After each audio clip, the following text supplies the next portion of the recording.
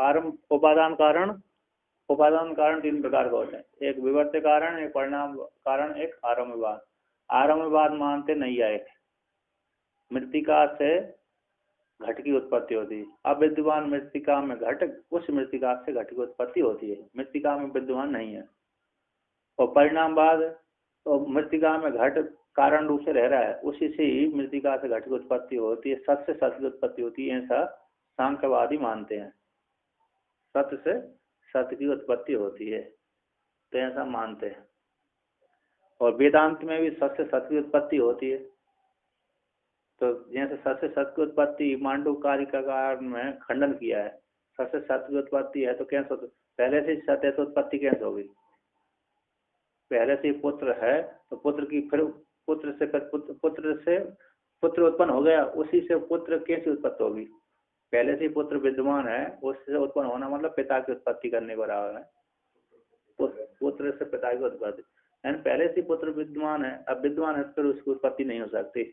नहीं होती तो मानी बात है, पुत्र विद्यमान नहीं है इसलिए उसकी उत्पत्ति हो गई, किंतु पुत्र पहले से विद्यमान है, उसकी उत्पत्ति माना ठीक नहीं।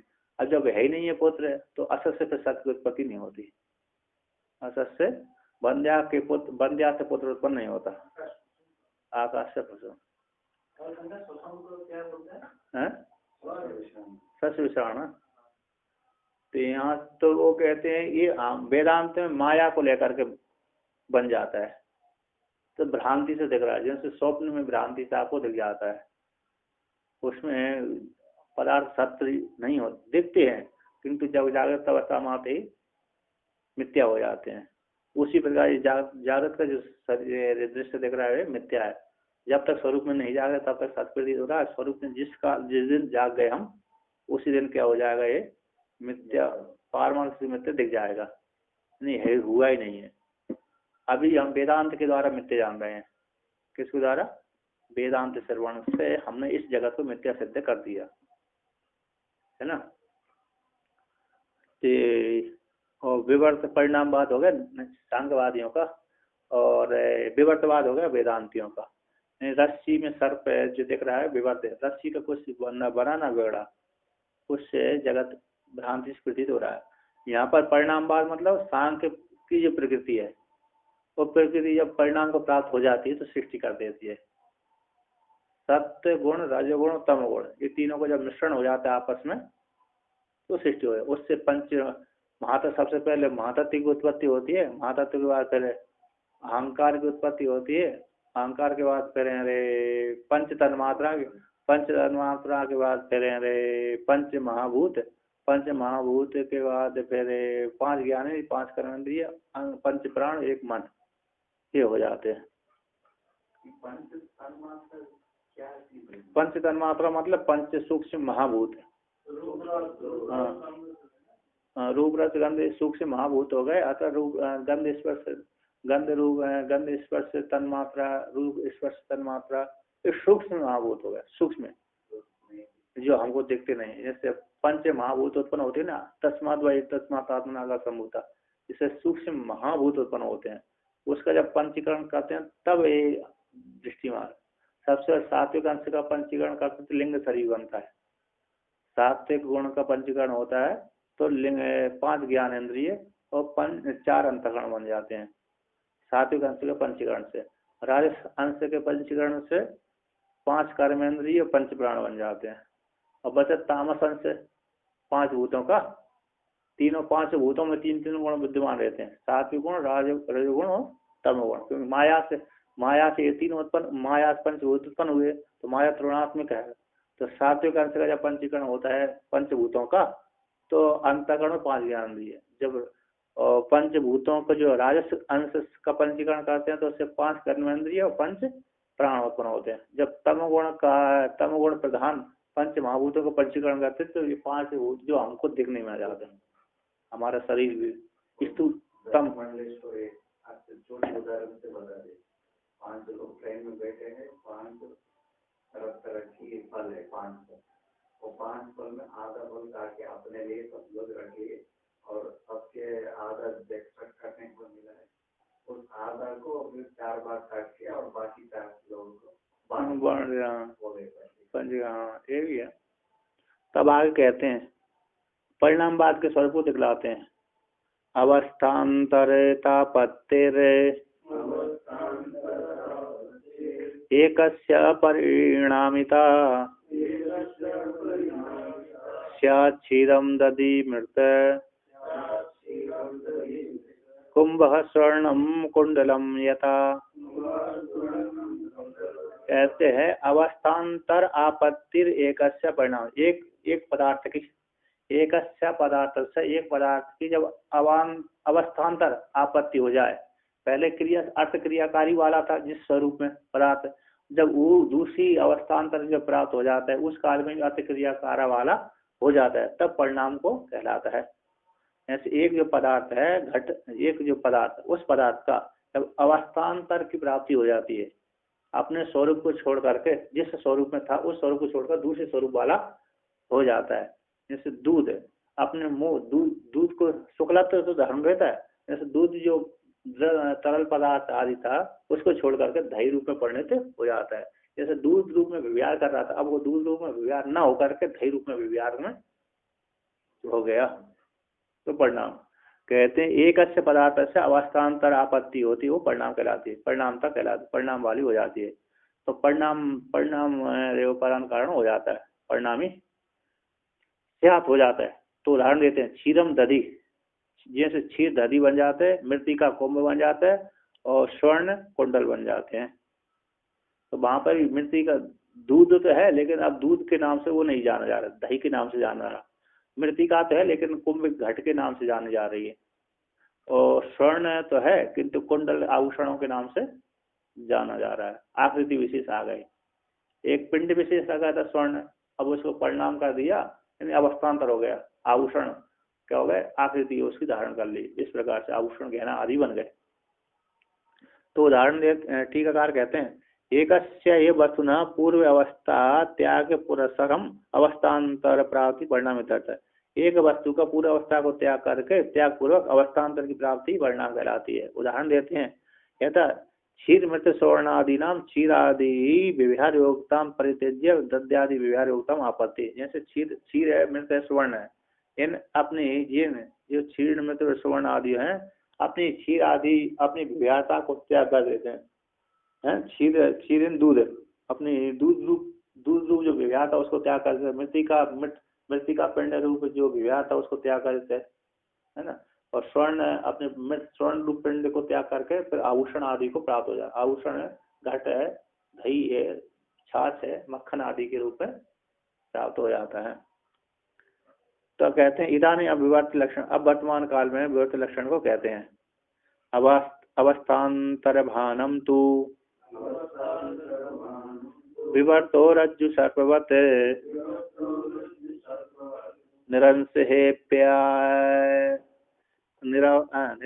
निरंसेप्यस्त्यसौ व्योम्नि तलमालिन्य कल्पनात्। तू शब्द विलक्षण के लिए है, यानी दोनों परिणाम, दोनों उपादानों से विलक्षण के लिए, परिणाम और आरंभवाद, उपादान का आरंभवाद और परिणामवाद, इन सब लक्षण करने के लिए विवर्तवाद। तू विलक्षण के लिए कहते हैं विवर्तवाद जो है अवस्थान्तर भानम, विवर्तो रज्जु सर्व, अवस्थान्तर का भान होना, एक वस्तु का अपने स्वरूप को न त्याग करके, अब अधिष्ठान स्वरूप जो वस्तु है, एक पदार्थ है, उसको अपने स्वरूप को न त्याग करके अवस्थान्तर में प्रतीत हो जाना भ्रांति से, वो विवर्तवाद, विवर्तवाद कहलाता है। जैसे उदाहरण दीजिए रज्जु सर्पवत, रज्जु जैसे अपने स्वरूप को न त्याग करके सर्प जैसी प्रतीत हो जाती है। यदि रज्जु अपने स्वरूप को त्याग देती तो फिर कभी पुनः रस्सी में पुनः सर्प पर रस्सी नहीं बनता। रस्सी यदि अपना स्वरूप को त्याग देती तो सर्प ही बनी रहती है ना, फिर रस्सी नहीं बनती। इसलिए रस्सी रूप अधिष्ठान है, अपने पूर्व स्वरूप को न त्याग करके पर स्वरूप में प्रतीत हो जाना विवर्त कहलाती है। जैसे रस्सी का कुछ बनाना बिगड़ा फिर भी सर्व जैसी प्रतीति हो गई, उसी प्रकार निरंश परमात्मा में न बनाना बिगड़ा कुछ भी फिर भी जगत उसे प्रतीत हो रहा है। और परमात्मा निरंश कहते हैं यहाँ पर, निरंतर निरंश परमात्मा में भी असव है, विवर्तवाद कहलाते हैं। तो व्योम निरंश परमात्मा रूप व्योमनी में जैसे उदाहरण देते हैं, अंश से रहित है, ऐसे व्योमनी यानी आकाश, आकाश में जैसे बालक तल मालिन्यता की कल्पना कर देते हैं, ऐसे आकाश में कुछ नहीं है, फिर भी आकाश नीला है, काला है, इंद्र की कढ़ाई है, उबड़ खाबड़ है, इंद्र की कढ़ाई में भंडार, बड़ा भंडारा बन रहा है। इंद्र की कढ़ाई है ना, उसमें बड़ा भंडारा लगा है, तो उसको नीचे साग जलाई तो उसमें काली हो गई। हाँ, तो जैसे आकाश में स्वच्छ होता हुआ उसमें नील कढ़ाई का आरोपण कर देते हैं, कल्पना कर देते हैं ना।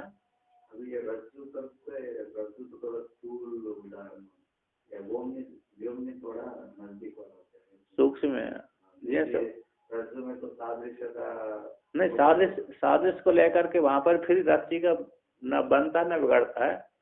और इसमें इसमें निरंश परम अरे कैसे सूक्ष्म है, तो सूक्ष्म आकाश, उसमें फिर भी लोग कल्पना कर लेते हैं अज्ञान से। तो जैसे आकाश में कल्पना कर लेते हैं, उसी प्रकार ब्रह्म में भी अज्ञान को लेकर कल्पना हो जाती है, अतः विज्ञान परिणाम को प्राप्त हो जाता है, विवर्तवाद रूप से परिणत हो जाता है, दिख जाता, प्रतीत होता है। परमात्मा का ही विवर्त है, माया को लेकर के, अज्ञान को लेकर के, वो भी अज्ञानियों की दृष्टि से, अज्ञानियों की दृष्टि से, ज्ञानी की दृष्टि से नहीं है। टीकाकार कहते हैं यहाँ पर तू शब्दो अस्य पूर्वस्मात् पक्ष द्वयद विलक्षण द्योतनार्थ। तू शब्द यहाँ पर पूर्व पक्ष दोनों से, परिणामवाद और आरंभवाद से विलक्षण द्योतन करने के लिए है। कहते हैं पूर्व अवस्था अपरित्यज्य एवं अवस्थान्तरम भानम विवर्ता, ये विवर्त का लक्षण हो गया। पूर्व अवस्था को न त्याग करके अवस्थान्तर का भान होना विवर्तवाद कहलाता है, विवर्त कहलाता है। उसको उदाहरण देते हैं, यथा रज्जु आत्मना अवस्थित द्रव्य से सर्पात्मना अवासम विवर्ता। ऐसे रज्जु स्वरूप से अवस्थित होते हुए द्रव्य का है ना, रज्जु आत्म रूप से अवस्थित द्रव्य का सर्पात्म रूप से दिख जाना, अवासन हो जाना विवर्त कहलाता है। रज्जु अपने स्वरूप से अवस्थित है, फिर भी उस रज्जु रूप अवस्था में स्वरूप से अवस्थित होते हुए उस रज्जु रूप द्रव्य का किस रूप में दिखने लगा, सर्प के जैसे प्रतीति होने लगी, वही अज्ञान से है ना। हमने आरोपण कर लिया, किसने? रज्जु ने आरोपण नहीं किया, हमने आरोपण किया, जिसको भय हुआ उसने आरोपण किया।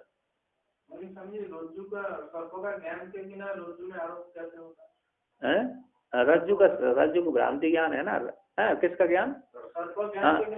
सर्प का संस्कार आपके मन में बैठा हुआ था, वो सादृश्य मिल गया, टेढ़ा आड़ा पड़ा था वो सादृश्य रस्सी, तो सर्प आपने देखा है, पहले कभी देखा था कि सर्प ऐसे टेढ़ा आड़ा पड़ा रहता है? तो सर्प की संस्कार थे, वो संस्कार आपको अकेले में देख करके मंद अंधकार में देख करके आपको उसमें क्या हो गया, सर्प की प्रतीति हो गई, दिख गई रस्सी में सर्प उत्पन्न नहीं हुआ। हाँ, होती रहती है, कभी नहीं होती रहती, अब आगे और ज्यादा होती रहेगी। है क्या नहीं? मंदिर खोलने गए तो देखा वो रास्ते से पड़ी है, हमने पहले देखा नहीं था, यहाँ सड़क पड़ा, हम थोड़ा दूर झटे गए, फिर जब सुबह हो गया 7-8 बजे, फिर दोबारा उसको देखने के साथ जाके नहीं गया, रस्सी पड़ी। हाँ, हमारे तो रस्सी सांप के ऊपर पाइप की क्रांति हो गई थी, वो मैसूर में। हाँ, वो गेहूं कलर के एक सांप हो गया, और पाइप भी गेहूं कलर का था, वो पुराना हो गया था। वो उसी में मैंने गार्डन में पानी छोड़ता था, मैंने सोचा कि ये पाइप है, आगे उठाने के लिए इतना नजदीक चले गए हाथ, फिर वो एकदम ऐसे ऊपर, वो भी भागा, मैं भी भागा, वो डेंजर होता है। तो ये सादृश्य को लेकर हो जाता, हमको सर्प का संस्कार रहता है, सर्प का संस्कार ना हो तो नहीं डरे, जैसे बालक का सर्प का संस्कार नहीं है, फिर भी सर्प सामने आकर नहीं डरेगा वो, क्योंकि उसको ज्ञान ही नहीं है उसको, हमको संस्कार था, उसका अज्ञान था सर्प का संस्कार, इसी सादृश्य को लेकर के अरे ये सर्प की प्रतीति हो गई रस्सी में, अब आपके पास लाखों रुपए की संपत्ति और जंगल में जा रहे हैं तो आपको ठूंठ में चोर की बुद्धि हो जाएगी, क्योंकि मालूम सुन कर रखे व्यक्ति लूट लेते हैं, रुपया धन को लूटते हैं, तो वहां पर सर्प की भ्रांति नहीं होगी आपको। जंगल में जा रहे हैं, क्या भ्रांति नहीं होगी? सर्प आदि भ्रांति, वहां पर सिर्फ चोर की बुद्धि होती है, क्योंकि आपके पास धन है, तो आपको बार बार संस्कार हो रहा है, मन में आ रहा है कि मेरे कोई लूट ना ले, मेरे कहीं रुपया गिर ना जाए, है क्या नहीं? तो वहां पर विपरीत बुद्धि नहीं होगी, वहां पर ढूंढ को देख करके, जहाँ सर्प रस्सी पड़ी है आप यदि सर्प नहीं देखेगा वहां पर, क्योंकि संस्कार उधर हावी नहीं हो रहे हो, और रुपयों को कारण धन को लेकर के वो चोर की बुद्धि ज्यादा होगी ठूंठ में। वहां पर ठूंठ में भी ये नहीं सोचे कि अजगर है, बड़ा बड़ा अजगर होता है नहीं होता, मतलब हमने उदाहरण दिया, उदाहरण सर्प, बड़ा सर्प, तो ये तो वहां पर धन को लेकर तो क्या होता है, वहां पर चोर की बुद्धि हो जाएगी उस काल में। जंगल में है ना, अकेले जा रहे हैं, दो भी नहीं है, अकेला व्यक्ति है जो जंगल पड़ गया, तो वहां पर चोर की बुद्धि होती है। अब जंगल में चल रहे हैं, धन भी नहीं है, तो कुछ व्याघ्र आदि की डर हो जाएगा खड़खड़ को दे करके। मैं चित्रकूट में था, रात को जंगल में चला गया, अब भालू रहते हैं उस जंगल में, अब चोर भी रहते हैं, डाकू भी रहते हैं, और रात को जंगल में चला गया किसी कारणवश में, वहां देखा रात को पेड़ के पास में खड़ा रहा, तो कीड़े मकोड़े कर दो ना, कोड़ कोड़ कोड़, तो उधर जब जाते तो मेरे उधर दृष्टि चली जाए कहीं भालू नहीं आ गया, है क्या ना? इधर कोड़ कोड़ कर पक्षी वो कीड़े मकोड़े, तो उधर मेरा मन चला जाए, उधर देखो।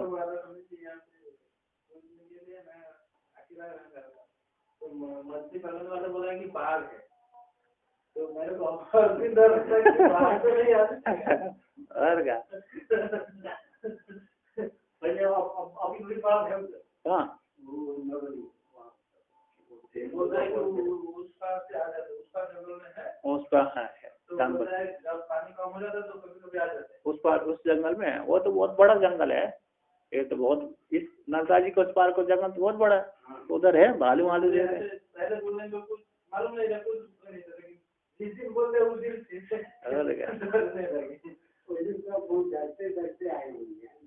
उस दिन रात भर रहा था मैं जंगल में रहा, सुबह पर आ गया, दूसरी कुटिया में चला गया, सोया नहीं, रात भर जा खड़ा ही रहा पेड़ के नीचे बैठा, कहाँ तपस्या करने गया था मैं, मुख्य बात तो है कि नहीं, तपस्या करने गया था मैं, तपस्या तो हुई नहीं, रात भर बैठा रहा, दिन में सुबह नींद आने लगी तो कुटिया में भाग गया। वो जानवरों के डर के कारण मैं अरे सो भी नहीं पाया। तो आगे कहते हैं यहाँ पर, कहते हैं ननु वर्तमान से, कहते विवर्तमान से रज्ज्वादि सत्य दर्शनात् निरस्य सोपी न घटते इतिहास। पूर्व पक्ष यहाँ पर शंका कर रहा है, विवर्तमान रज्जु आदि, रज्जु में सर्पाधिक है ना, विवर्तमान जो रज्जु आदि का सांसत्व देखे जाने से, सांसद देखे जाने से वहां पर घट जाएगा, सांस होने से उसमें तो क्या घट जाएगा, सर्प नहीं हुआ फिर भी दिख गया, किंतु निरंश में तो प्रतीति कैसे होगी, निरंश परमात्मा में तो परमात्मा कैसा निरंश है, तो उसमें जगत की भ्रांति कैसे होगी, ये तो शांतता रस्सी स्थूल पदार्थ थी, इसलिए वहां पर घट जाए, भ्रांति घट जाए सादृश को लेकर के, इसमें कोई सादृश, ब्रह्म में तो कोई सादृश नहीं है, जगत आदि कैसे, उसमें ब्रह्म का भगवत जगत कैसा होगा, क्योंकि ये जगत स्थूल और ब्रह्म सूक्ष्म है, वहां तो सर्प कैसा, सर्प भी स्थूल होता है और रस्सी भी स्थूल होती है, सादृश को लेकर के भ्रांति हो गई, किंतु इसमें तो एक स्थूल है एक सूक्ष्म है, तो नहीं घटेगा। कहते हैं सांसत्व दर्शना देखे जाने से रज्जु का तो वहां पर घट जाएगा, किंतु निरंश परमात्मा में सो बिना घटते इतिहास को लेकर कहते निर्यावे गगन आदऊ तद दर्शनात् नहीं, वहां निरंश जो गगन आदि अवयव से रह, गगन है ना, आकाश है, ऐसे गगन आदि में, आकाश आदि में, आदि है ना, आदि शब्द से मायावी में हो जाता है, मायावी रचना रह देते, आप भी स्वप्न में रचना रह देते हैं, तो प्रतीत हो जाता, तो गगन आदि में तद दर्शनात् वो देखा जाता है, क्या देखा जाता है? आरोप देखा जाता है, भ्रांति ज्ञान देखा जाता है। उसी प्रकार कहते हैं निरंश परमात्मा में निरंश जो आकाश है उस आकाश निरंश अपि अस्ति असौ व्योमनी, निरंश व्योमनी में है ना, निरंश आकाश में भी तलमलिन आदि देखे जाते हैं। कहते असौ विवर्त, असौ यानी जो विवर्तवाद है, व्योमनी यानी आकाश में, तलत्तम अधोमुखत्तम इंद्र नील कटाय हेतु कटाय तुल्यत्वम मालिन्यम नीलवर्णता तयो दोनों, तय हो अरे मालिन्यता नीलवर्णता दोनों कल्पनाद आकाश स्वरूप अनविगहर आरोप्य मानत्वाद। कहते आकाश में है जो विवर्तवाद आकाश में देखा गया है। कहते व्योमनी आकाश में तलत्वम नीचे के तल है ना, तल या नीचे बोलते हैं, कर तल, कर हो गया तो इसका तल भाग है ना, ये नीचे स्पर्श कर रहा कर तल। अधोमुखत्तम लटका हुआ है, उसका तल है ना ऊपर, ऐसी कढ़ाई तो कैसी रहती है, ऐसी रहती ऊपर, हम नीचे रखेंगे तब तो ऊपर मुख वाली हो जाएगी, जब उल्टी करके रखेंगे तो नीचे मुख वाले। अधोमुखत्व अधो नीचे की मुख हो गया। इंद्र नील कटाय, इंद्र की बड़ी कटाई है भंडारे के लिए रखी है।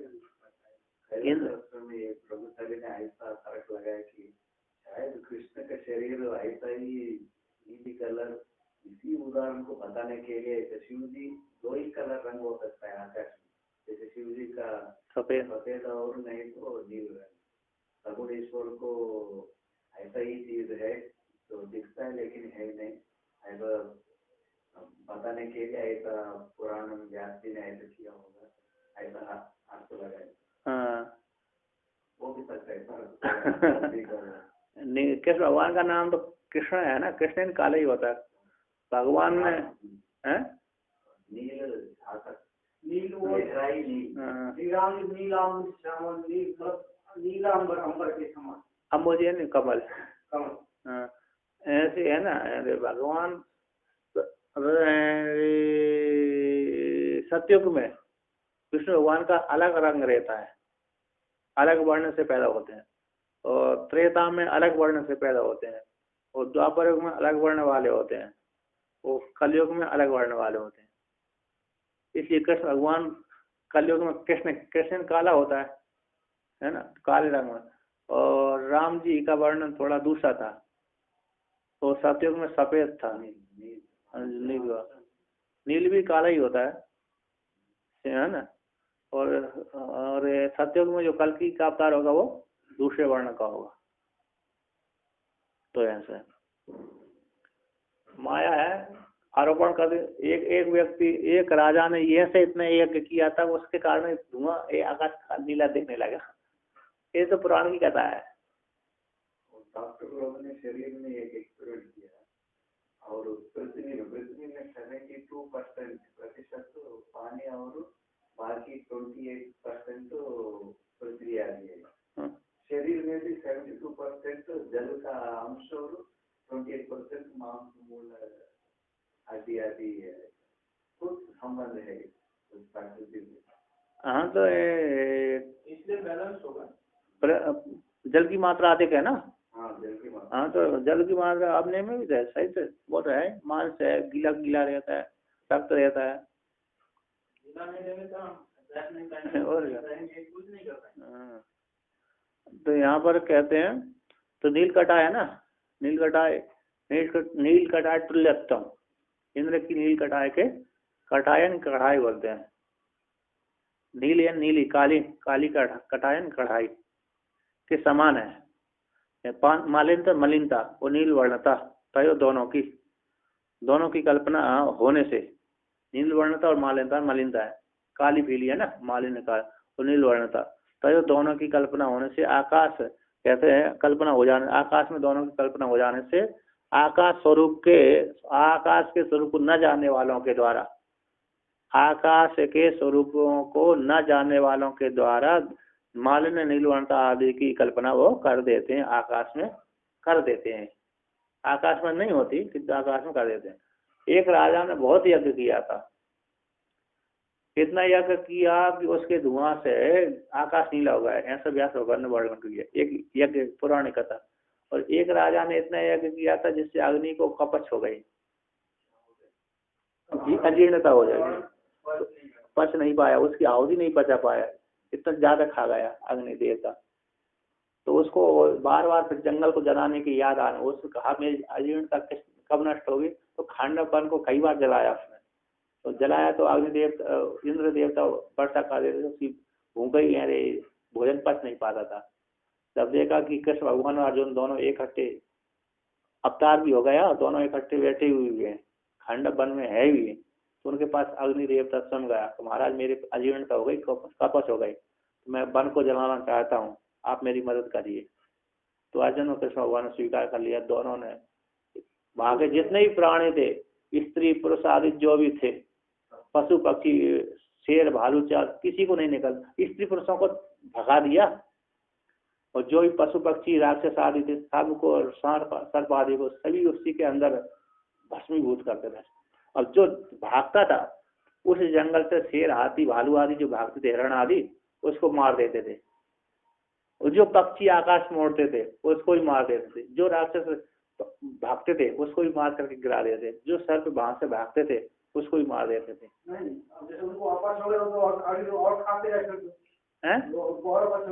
नहीं, आपस अग्नि, जब अग्नि पेट में जलती है सब भस्मीभूत कर देती है,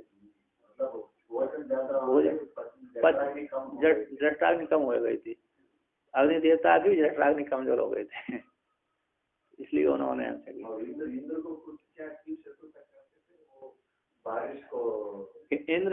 इंद्र देखता था कि अग्निदेव जला रहा, तो इंद्र राजा है कि नहीं है, तो अग्नि को बुझा देता था वो।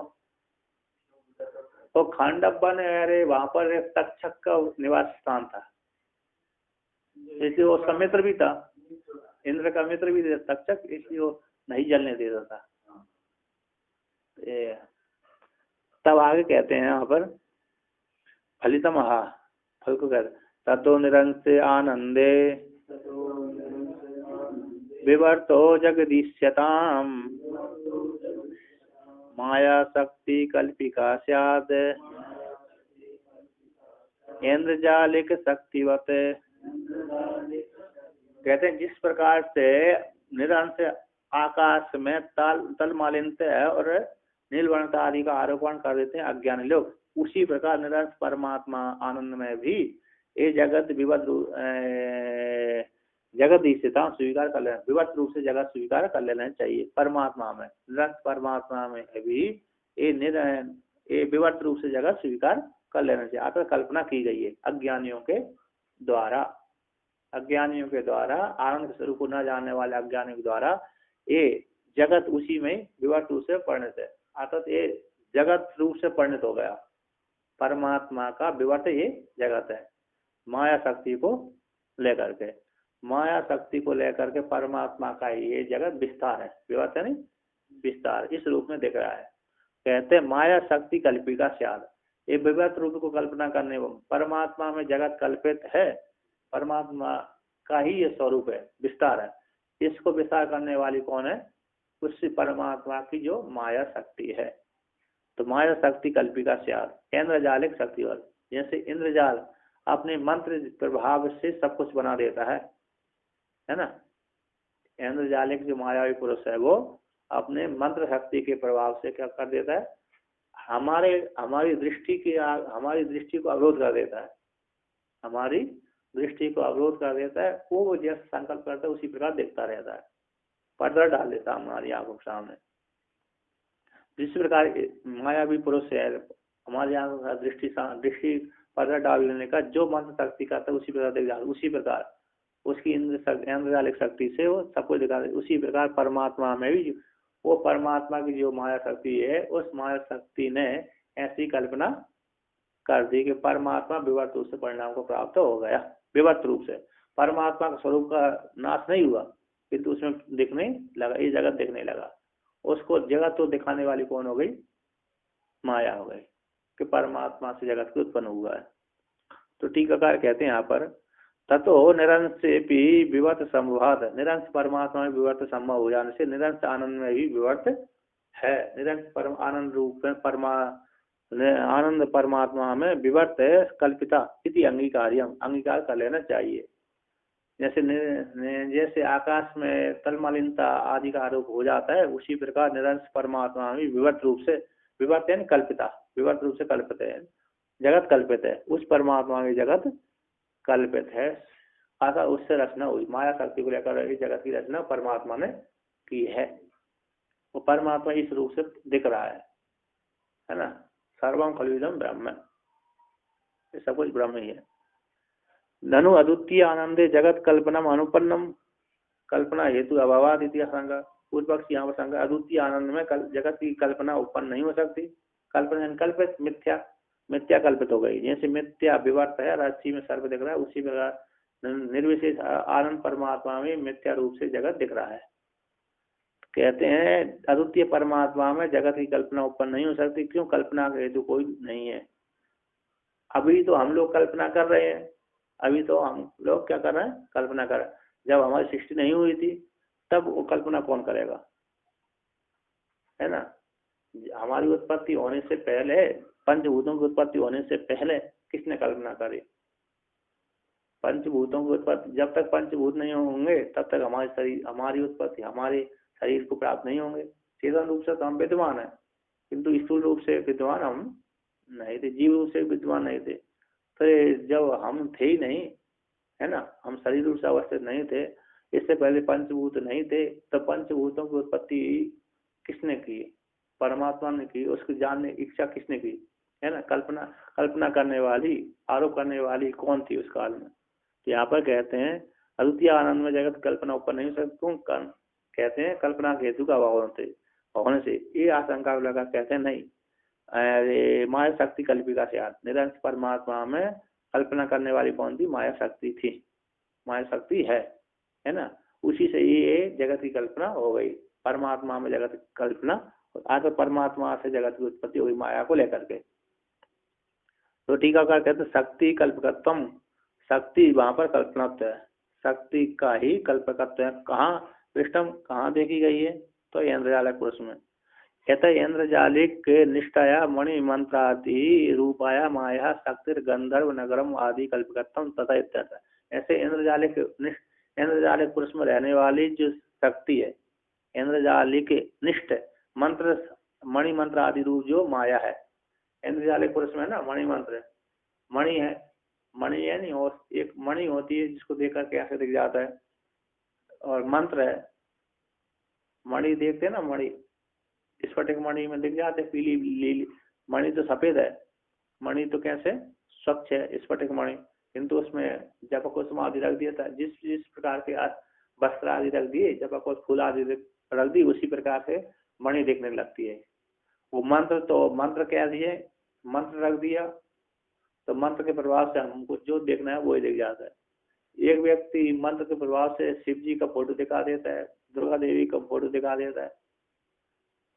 मेरे आशा मारी जाइए, वो मंत्र सीख लीजिए, तो उससे आपको साक्षात भगवान के दर्शन हो जाएंगे। एक व्यक्ति ने वो सीखा था, मंत्र सीखा था, इस राशि वाले को देखेंगे, ऐसा उसने सीखा था। तो उसने कहा कि मैं भगवान के दर्शन करा देता हूँ। तो किसी व्यक्ति ने अरे कहा हमको करा दीजिए, बिहार में देखा था, वो सीख के तो आया, तो काम आ क्या मैं। तो उसने कहा ठीक करा दीजिए। डरोगे नहीं? कोई बात नहीं, डरेंगे। उसने कहा शिव जी किसको कराए? शिव जी करा दो। तो शिव जी को करा दिया उसने थाली में, तो थाली में करा दिया। तो जैसे ही उसने देखा थाली में, तो इसने भयंकर रूप शिव जी ने बनाया, उसको देख करके डर लग गया। शिव जी का रूप देख करके, भयंकर रूप देख करके डर गया वो। तो थाली में ही डर गया, तो साक्षात ये शिव जी आ गए, तो ऐसे विशाल रूप धारण कर गए। तो चलो शिव जी को कोई बात नहीं, शेर वाला रूप आ गया, तो दुर्गा का रूप शेर वाला आ गया ना, वो धार दे आ करके, तो वैसे ही हालत खराब हो जाए।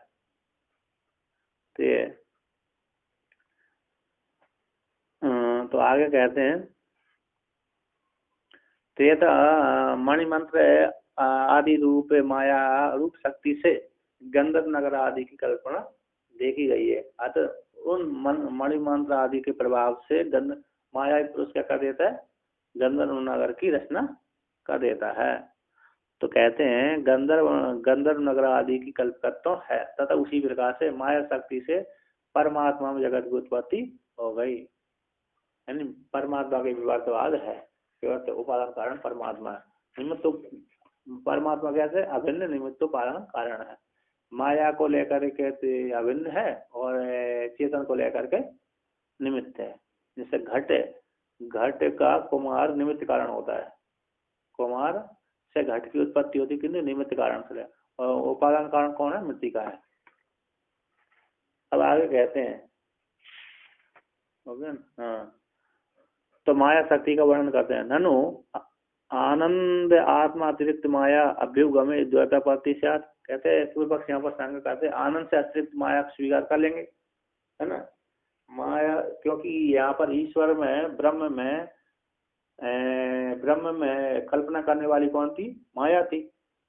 ब्रह्म में कल्पना करने वाली कौन है, जगत ब्रह्म का विवर्त है, अतः जगत ब्रह्म से उत्पन्न हुआ है।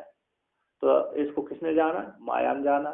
तो माया ने कल्पना की, इसलिए ब्रह्म से जगत की उत्पत्ति हो गई। तो माया एक अलग पदार्थ हो गया और एक ब्रह्म अलग हो गया पदार्थ, दो पदार्थ हो गए, तो दो उत्पत्ति हो गई, दो हो गए ना। माया एक अलग है और ब्रह्म एक अलग है, और एक को अमद्वितीय निहन श्रुति का वाद हो गया। यहाँ पर कह रहे ननु आनंद स्वरूप परमात्मा से अतिरिक्त माया को स्वीकार करेंगे तो द्वैतापत्ति की प्राप्ति हो जाएगी। इति आशंका को लेकर कहते हैं तस्य अनिर्वचनीयत्वेन, कहते हैं तस्य अनिर्वचनीयत्वेन अनृतत्वं वक्तुम उत्तरत्वं वक्ष्यमाणः लौकिका अग्न्यादि शक्तिर तावद वेदन अवेदन व निर्वक्तुम अशक्यत्वं दर्शते। कहते उस माया का अनिर्वचनीय रूप से, कैसी है, अनिर्वचनीय है। परमात्मा में जगत की कल्पना करने वाली जो माया है वो क्या, माया सत्य नहीं है, अनिर्वचनीय है। परमात्मा सत्य नहीं है और मिथ्या भी नहीं है ना, न सत्य कह सकते न असत कह सकते। सत्य इसलिए नहीं कह सकते क्योंकि ज्ञान के द्वारा बात होता है, असत इसलिए नहीं कह सकते कि उसकी पदार्थ दिख रहे हैं, माया की पदार्थ है। तो ऐसे तस् उस माया का अनिर्वचनीय होने से और अन्य तत्व में मिथ्या है, ऐसे कहने के लिए उत्तरत्र आगे ग्रंथ में वक्ष्यमाण लौकिक अग्नि आदि शक्ति का तावत भेद रूप से अभेद रूप से कहने के लिए अशक है, उस इस प्रकार से दिखलाते हैं। जिस लौकिक जो अग्नि है ना, अग्नि में धाकत्व शक्ति है, उसको सत्य भी नहीं कह सकते, असत्य भी नहीं कह सकते, है ना, क्योंकि जलाती है इसलिए असत नहीं कह सकते। वो बाद हो जाता है, उसको उससे अग्नि से पृथक नहीं होती, इसकी सत्य नहीं हो। अभिन्न कहो, अभिन्न कहे, अभिन्न भी दिखती है, क्योंकि अभिन्न भी इसलिए नहीं कह सकते क्योंकि चंद्रकांत मणि के द्वारा उसका जलाना बंद हो जाता है। अग्नि तो जल रही है, अग्नि तो जल रही, किंतु चंद्रकांत मणि सामने आ गई तो जलाना बंद कर देती, इसलिए अलग मानव पड़ती है। फिर अलग दिखा नहीं सकते हम, अग्नि की छोड़कर रहती नहीं है वो, है ना, तो उसी अनिर्वचनीय है। तो कहते हैं यहाँ पर एक मणि नहीं देखी आपने, बहुत अच्छी होती है।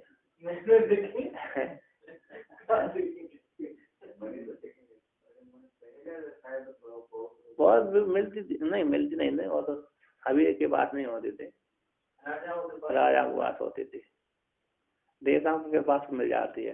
अभी भी कुछ लोगों के पास ऐसे कहावत है कि नाक के बंद रहता है।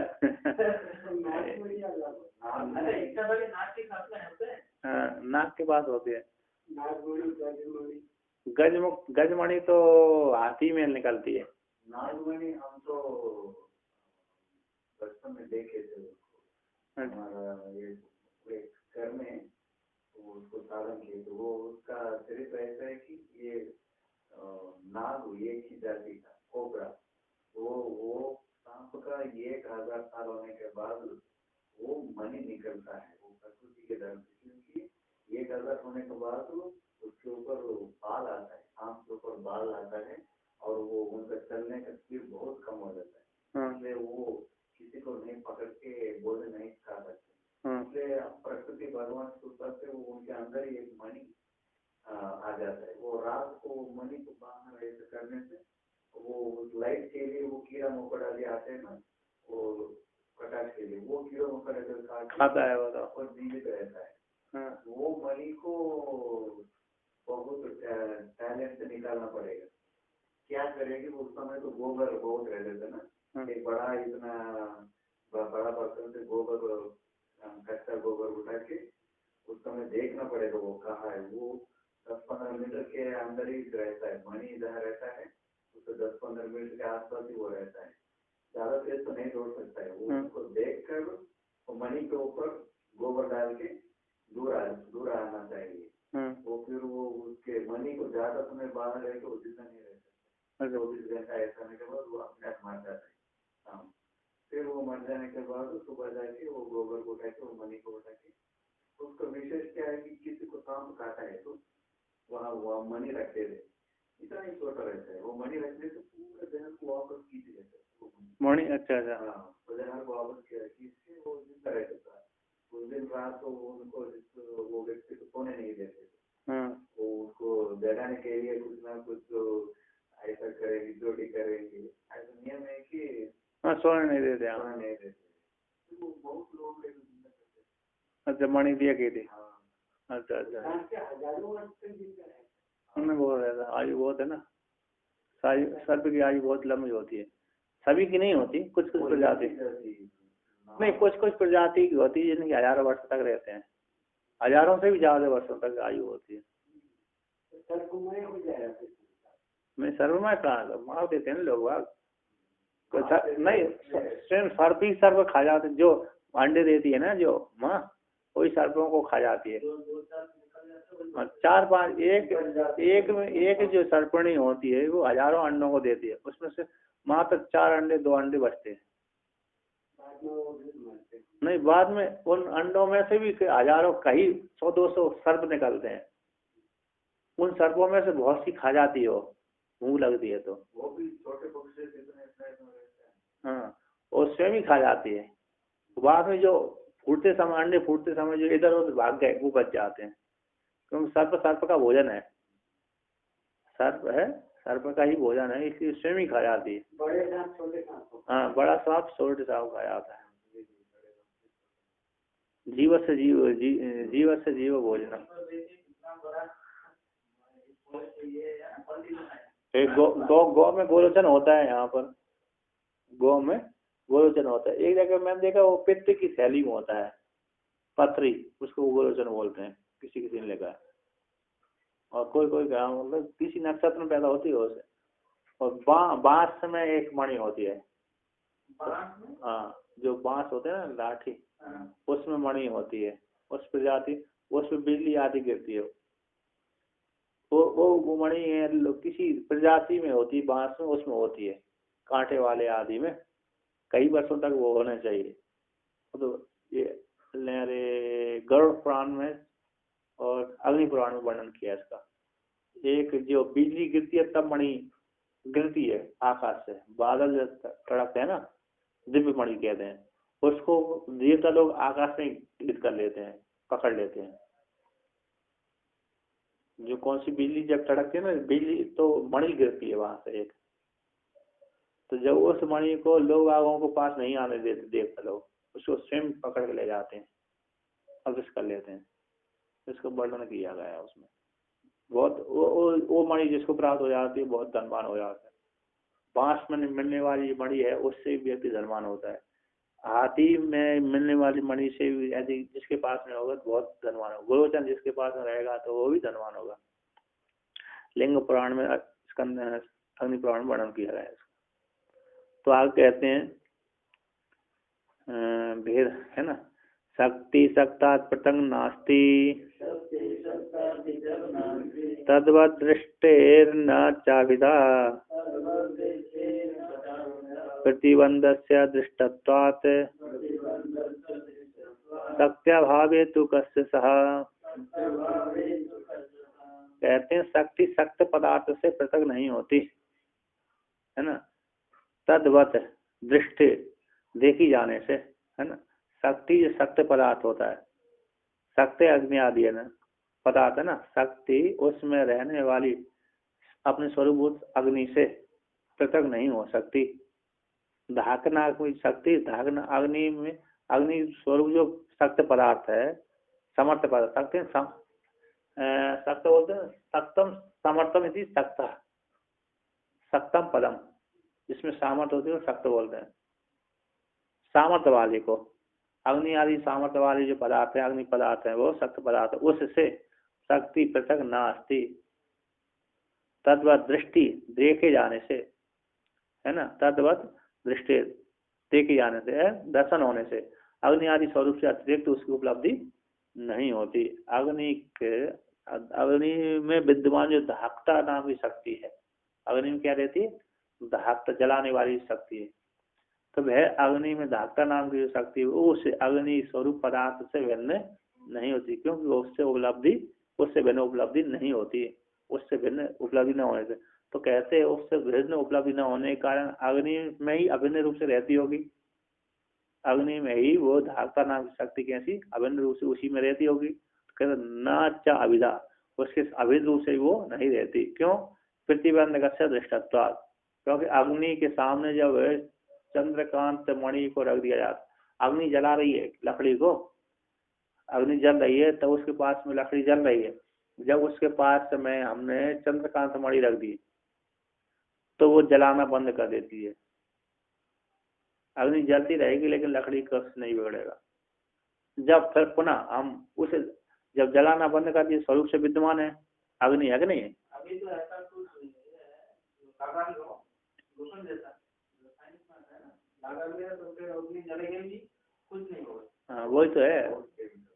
अब इसके पश्चात उसी अग्नि के चंद्रकांत मणि के पास में पुनः सूर्यकांत मणि ला दिए, है ना, सूर्यकांत मणि लाते ही वो जलने लगेगी, जलाने लगेगी, आपको लकड़ी को जलाने लगेगी।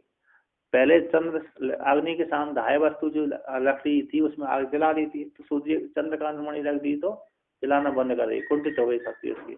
जब उसको फिर चंद्रकांत मणि के पास में पुनः सूर्यकांत मणि ले आया हम अग्नि के पास में ला करके, पहले अग्नि के पास में चंद्रकांत मणि रखी, फिर पुनः चंद्रकांत मणि भी रखी, सूर्यकांत मणि ले आए तो फिर जलाने लगे, चालू कर देगी।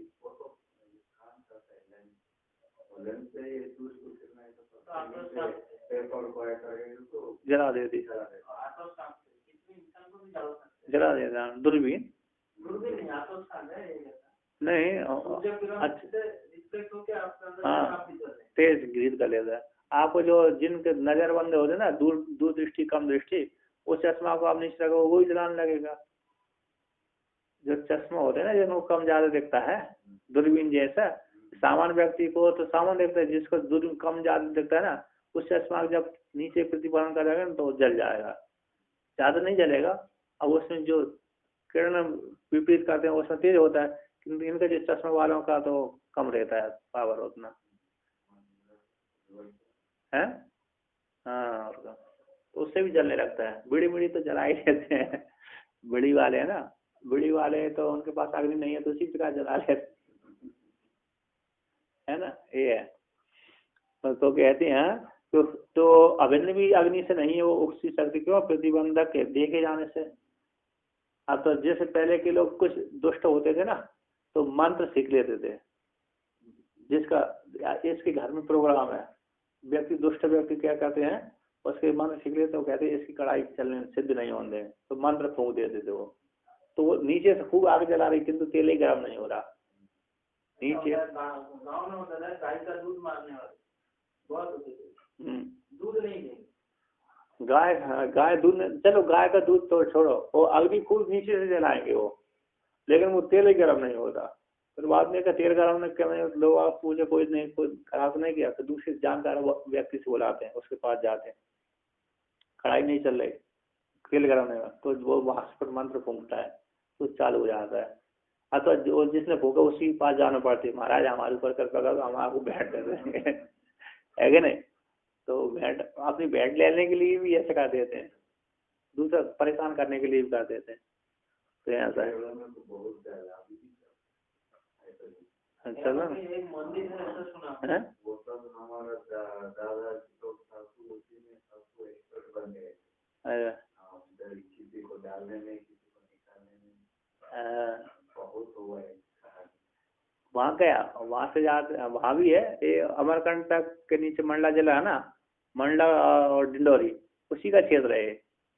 बंगाल में भी ऐसा है स्वामी जी, विवाद हुआ ना, सामान्य विवाद, तो ऐसे चले जाते शांति के पास, वो एक ताला देता है, चाबी ला के नदी में फेंक देता है, अब जिंदगी के बाद बोल नहीं करता। हाँ बंगाल वहाँ पर देखो, जहाँ पर दो प्रकार का है।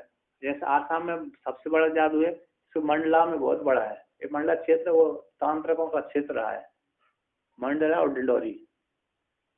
मंडला और डिंडोरी है ना, बहुत क्षेत्र रहा है तांत्रिकों का। इसके पश्चात पहले बहुत तांत्रिक था। जब भगवान भास्कर आए उसने उन्होंने भगवान भास्कर ने तांत्रिक को खंडन किया, उससे उस काल से कम हो गया था तांत्रिक, नहीं तो बहुत तांत्रिक चल रहा था। कपालिक भगवान कर्नाटक में अभी जो लिंगायत संप्रदाय है ऊपर वाला, पूरा कपालिक से भास्कर भगवान से हार मान के बंद किया। एक राजा भी भास्कर भगवान के साथ युद्ध भी हुए थे। और राजा वो तो इनका था युधिष्ठिर का वंश परंपरा वाला था। उसी ने ही कुरुवंश का था, युधिष्ठिर की वंश परंपरा वाला था। संघर्ष शिष्य बना था, उनका शिष्य बनने के पश्चात उसने प्रचार किया ना, वो राजा के और गुरु, तो इससे फिर बहुत प्रभाव फैला। हर ज्यादा भास्कर भगवान को वो ज्यादा प्रचार नहीं किया, डर लगता है कि क्यों उस समय पता चलता है कि नागा भगवान को क्यों करना पड़ा सैनिक जैसे। बहुत तो जहाज तक जो हाथ जाते हैं ना, उनको जलन हो जाता है, हमको हरा दिया, फिर उनको पूर्ण रूप से आक्रमण करना ये सब करते हैं। ये आलखंड आदि आया था ना, आलखंड अलाउदल पैदा हुए थे, उस काल में बहुत तांत्रिक चलता था, इधर उधर तांत्रिकों से बहुत लड़ाई होती थी। ये ओमकारेश्वर में भी एक उनका अलाउदल का गुरु था, इसी ओमकार पर्वत पर रहता था, तो बहुत यहाँ पर वो उनको मदद करता था। नहीं यहाँ नहीं करता था, ये है ना, यहाँ पर एक गढ़ है एक जो यहीं पर है, जहाँ नर्मदा परिक्रमा वाले जाते हैं, हाँ उसी तट पे। अरे जो मुसलमान ने राज कर दिया था फिर बाद में, महेश्वर के आगे ऊपर नहीं है ना ये राजघाट से है, मांडोगढ़। मांडोगढ़ का गुरु यहाँ पर रहता था, जो मांडोगढ़ था उसके राजा का गुरु यहाँ रहता था ओमकारेश्वर में।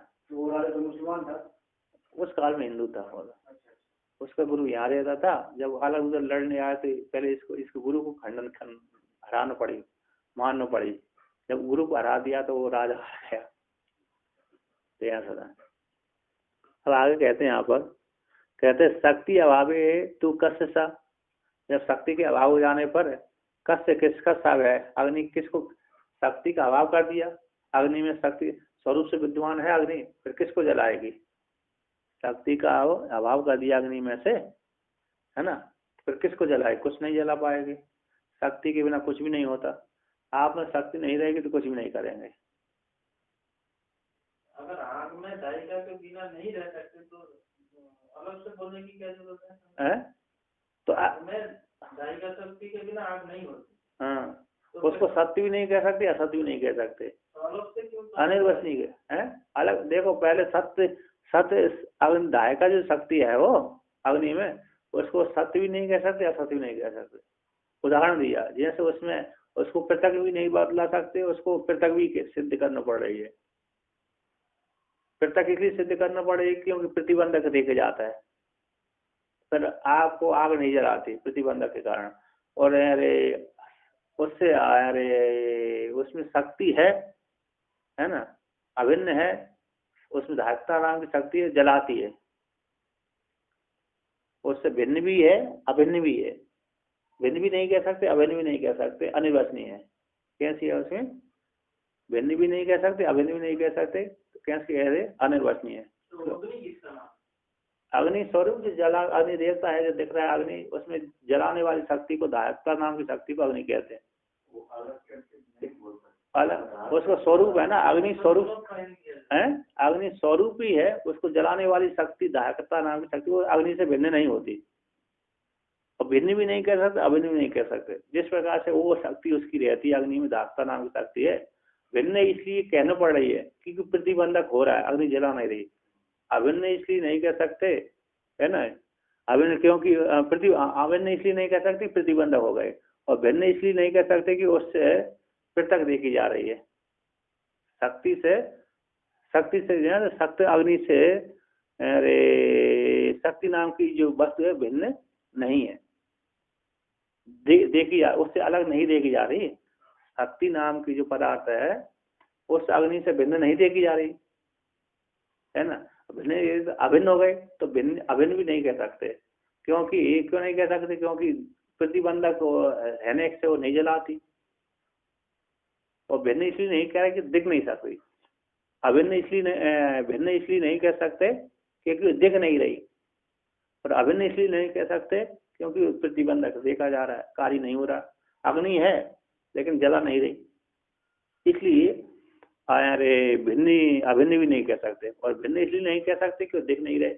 आपको छोड़कर किसका, आप में शक्ति विद्यमान है, आप में जब क्रिया नहीं होती तो आप सामान्य रहते हैं, जब क्रिया करने लगे तो आप में तो शक्तिमान हो जाते हैं। आप जीव भी है ना, जब क्रिया करता है तो हो रहा शक्तिमान होता है, जब क्रिया नहीं करता तो मान अकेला रहता। आप वो कैसा रहता? चेतन रहता है, निर्विशेष रूप से रहता है। तो ये तो शक्ति के अभाव हो जाने पर किसका पदार्थ रहेगा, है ना। शक्ति का जब अभाव हो जाने पर तो किसको कहेंगे?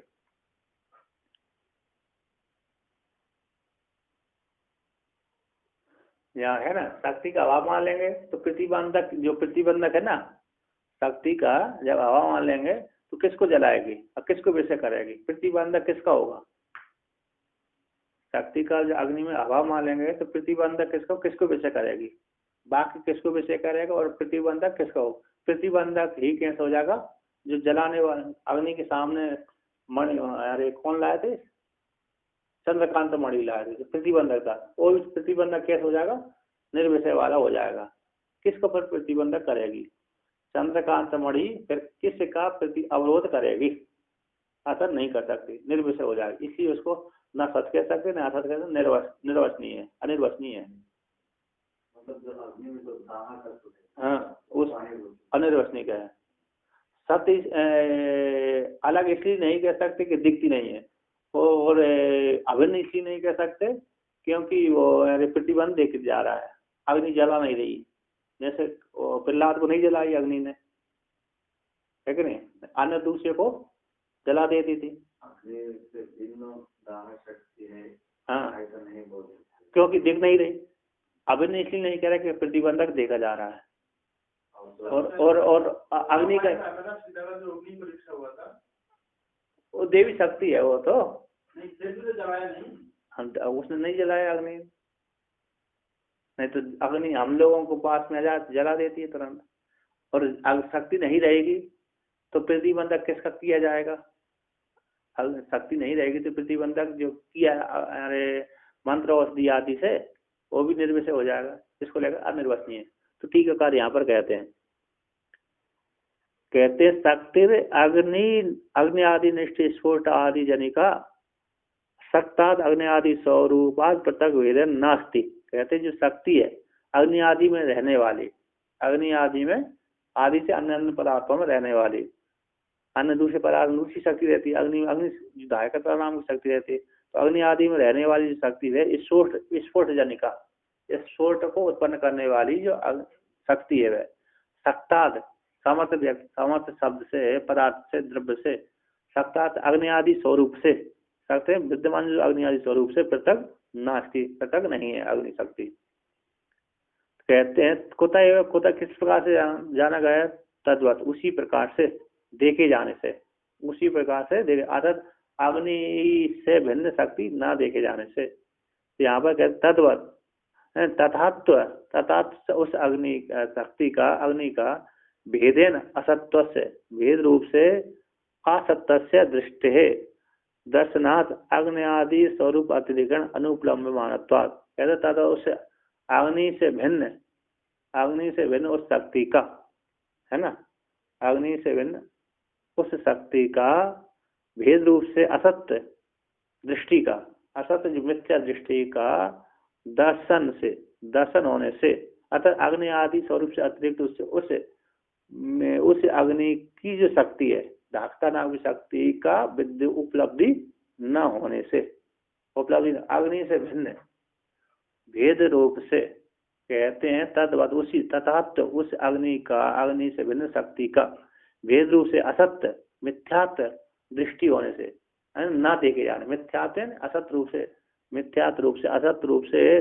देखे जाने से, अतः ना देखे जाने, अग्नि से भिन्न धाकता नाम की शक्ति ना देखे जाने से, दर्शना दृष्टि दर्शन से, यानी अग्नि आदि स्वरूप से अतिरिक्त उस जो अग्नि में धाकता नाम की शक्ति है वो अग्नि से भिन्न की उपलब्धि न होने से।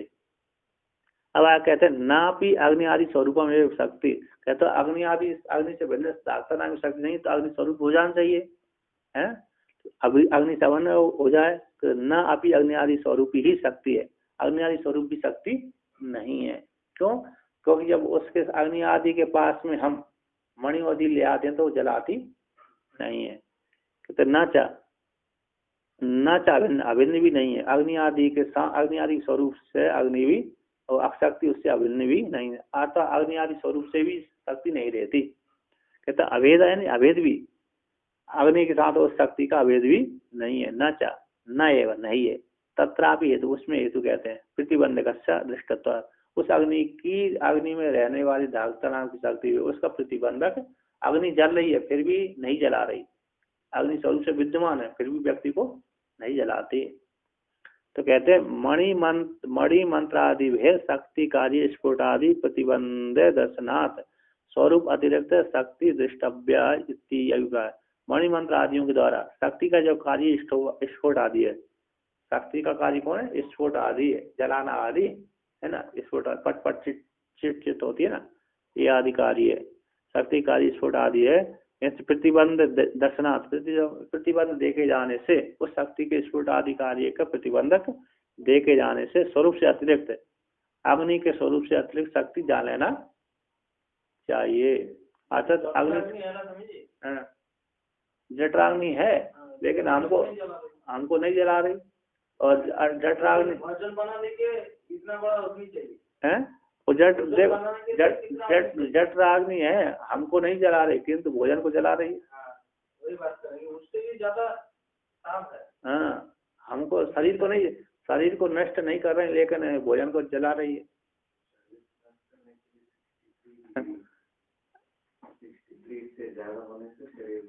जलाएगी और सहन कर। अच्छा, किंतु भोजन को कितनी मिलनी चाहिए, भोजन को पचाने के लिए? जठराग्नि तो बहुत तेज होती है, एक आलू को उबालने के लिए कितना हम तेज लकड़ी जलाते हैं, गैस जलाते हैं, तो उसको पचा लीजिए। भोजन को आटा भी खा लो, उसको पचा देंगे। हाँ, और अग्नि अपने मनुष्य को नहीं जला रही, उसको आश्रय कर रही इसलिए नहीं जला रही है कि नहीं, जठराग्नि अग्नि है। तो आज कहते हैं भवतु प्रतिबंधक दर्शन शक्तिर भेदोपि माँ भूत, कहते प्रतिबंधक हो शक्ति का भेद भी ना हो, इसी को दोषा, शक्ति का प्रतिबंधक हो जाए, अग्नि में धाकता नाम की शक्ति का प्रतिबंध तो न जलाए, तो अग्नि से भेद भी ना हो शक्ति का, तो कहते हैं प्रतिभावुत प्रतिबंधक देखा जाता है, शक्ति का भेद भी बहुत हो, प्रतिबंध शक्ति का प्रतिबंधक हो, भेद भी महाभूत अग्नि से भेद भी ना हो, इसी आशंका को लेकर ये तो को दोष है इसमें, ये भेद ना हो मानने पे का दोष हो जाएगा, इसी आशंका को लेकर कहते हैं शक्ति अभाव है।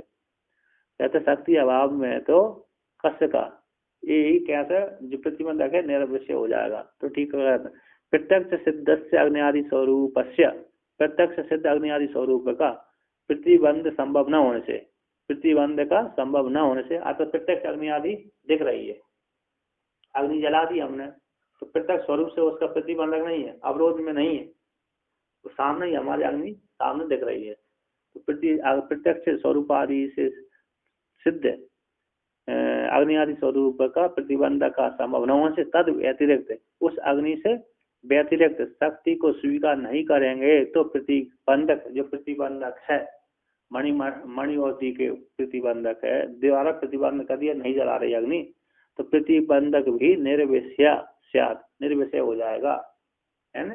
प्रतिबंधक कैसे हो जाएगा? विषय से रहित हो जाएगा। इस प्रकार से अलग स्वीकार कर लेना चाहिए। एक और कहते हैं ननु अतीन्द्रिय शक्ति कथम प्रतिबंधो अवगंतु संगते। अतीन्द्रिय शक्ति का किस प्रकार से प्रतिबंध जानने के लिए समर्थ होता है? तो कहते हैं यहाँ पर शक्ति कार्य अनुमेयत्वाद अकार्य प्रतिबंधनम ज्वलतो अग्नेराधाहे श्यान मंत्रादि प्रतिबंधितः। कहते हैं शक्ति का कार्य से अनुमेय होता है। जब कार्य हो रहा तो शक्ति है, जब कार्य नहीं हो रहा पदार्थ है, द्रव्य है, कारण है, किंतु कार्य नहीं हो रहा तो शक्ति का प्रतिबंधक हो गया, है कि नहीं। कार्य शक्ति का कार्य से ही जाना जाता है। जब कारण है किंतु कार्य नहीं हो रहा तो उसका प्रतिबंधक हो जाना, शक्ति का प्रतिबंधक हो जाता है। ज्वलतो अग्नि अदाय, अग्नि ज्वलनशील अग्नि विद्यमान है, जल रही है अग्नि, फिर भी उससे धाय वस्तु नहीं जल रही। क्या हो रही है? जो धाय वस्तु काष्ठ आदि नहीं जल रही, अग्नि तो जल रही है फिर भी पदार्थ नहीं जल रहा। ज्वलनशील अग्नि का धाय न होने पर मणि मंत्र आदि यहाँ पर प्रतिबंध का ध्यान रखना चाहिए। मणि मंत्र आदि के माध्यम से लकड़ी नहीं जल पा रही, अग्नि स्वरूप से विद्यमान है फिर भी उस अग्नि से लकड़ी नहीं जल रही, है ना। तो इसलिए उस में भी वो भी अग्नि मणि जैसे इसके अंदर भी एक पदार्थ होता है फिलामेंट, वो केवल प्रकाश ही करते हैं, गर्म नहीं करते। हाँ, पुराने वाले बल्ब में दोनों करता था। हाँ, पर और गर्म भी करता था। हाँ हाँ, उसके पास में कपड़ा रख दो तो गर्म हो जाता है। तो टीकाकार कहते हैं अतीन्द्रिय शक्ति यथा कार्य लिंग गम्य अतो कार्य सत्यपि कारणे कार्य अनुपत्ति सत्या प्रतिबंध अवगम्य इति शेषा। कहते अतीन्द्रिय होती शक्ति कैसी है? अतीन्द्रिय है। अतीन्द्रिय शक्ति यथा जिस प्रकार से कार्य लिंग के द्वारा जानी जाती है, कार्य लिंग के द्वारा कार्य लिंग गम है। अतः इसी हेतु से कार्य न होने पर भी है, कार्य न होने कारण के होने पर भी, कारण के अकार्य की प्राप्ति हो जाने पर, कारण के होने पर भी, अकार्य की प्राप्ति हो जाने पर, कारण के विद्यमान होने पर भी कार्य न हो रहा तो कार्य की उत्पत्ति न होने पर प्रतिबंधक जान लेना चाहिए। कारण विद्यमान है, अग्नि है किंतु कार्य नहीं हो, जल नहीं रहा। नीचे से अग्नि तो हम जला रहे हैं किंतु तेल गर्म नहीं हो रहा। तो कारण के विद्यमान होने पर भी कार्य की उत्पत्ति न होना मानना प्रतिबंधक रूप से जान लेना चाहिए। प्रतिबंध कार्य की अनुपत्ति में प्रतिबंधो अवगम्य, प्रतिबंधक जान लेना चाहिए। अतः अग्नि का प्रतिबंधक है, शक्ति का प्रतिबंधक दूसरा कोई है। तो उक्त अर्थ को दृष्टांत के द्वारा स्पष्ट करते हैं। ज्वलता जैसे लोके स्वरूपेण ज्वलतो अग्नि सकाशा धायादि लक्षण कार्य अनुपद्यमान सती मंत्रादि प्रतिबंधता मंत्रादि नाम शक्ति प्रतिबंधकत्व से आदित्य। कहते लोक में स्वरूप से ज्वलनशील अग्नि आदि के सकाश से धायादि के लक्षण कार्य की अनुत्पद्यमान हो जाने पर, अर्थात धायादि जो वस्तु लकड़ी होती है ना वो नहीं जल रही, अग्नि विद्यमान स्वरूप से ज्वलनशील अग्नि है, उस अग्नि से क्या नहीं जल रही? लकड़ी नहीं जल रही, है ना। स्वरूप से विद्यमान है अग्नि, उस जलाने वाली अग्नि, किंतु उससे मणिमंत्र आदि के प्रभाव से वो अग्नि नहीं जला रही लकड़ी को। तो अनुपद कार्य के उत्पद्यमान न होने पर मंत्र आदि वहां पर प्रतिबंधिता है। मंत्र आदियों का शक्ति प्रतिबंध होता है, मंत्र आदियों से उसकी शक्ति कुंठित हो जाती है। कौन की? ज्वलनशील जो शक्ति है वो कुंठित हो जाती है, इसलिए लकड़ी आदि नहीं जलती। इस प्रकार से वर्णन किया।